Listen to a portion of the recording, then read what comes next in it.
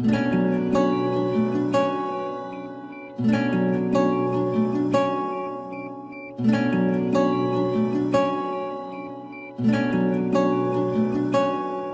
tanem, bu şarkım sana, kulak ver bu aşka. Sen benim her şeyimsin, en derinde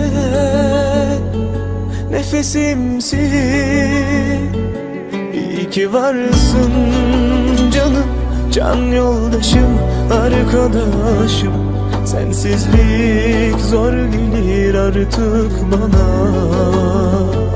İyi ki varsın canım, can yoldaşım, arkadaşım. Sensizlik zor gelir artık bana.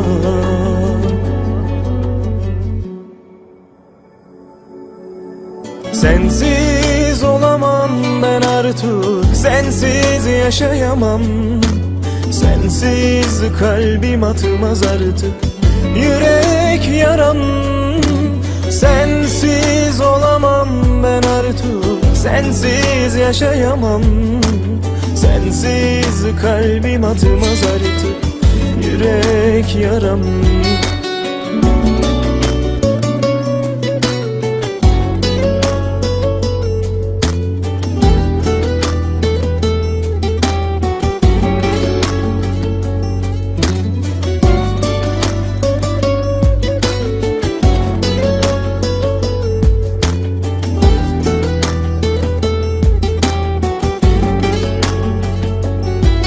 Tanem, bu şarkım sana,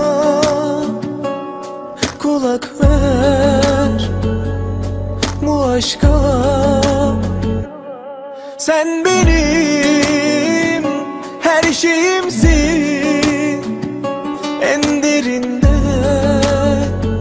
nefesimsin. İyi ki varsın canım, can yoldaşım, arkadaşım. Sensizlik zor gelir artık bana.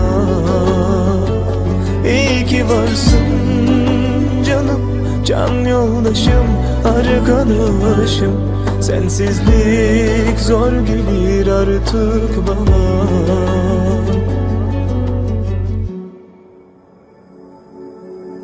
Sensiz olamam ben artık, sensiz yaşayamam.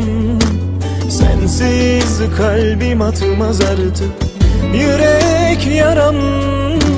Sensiz olamam ben artık, sensiz yaşayamam. Sensiz kalbim atmaz artık yürek yaram.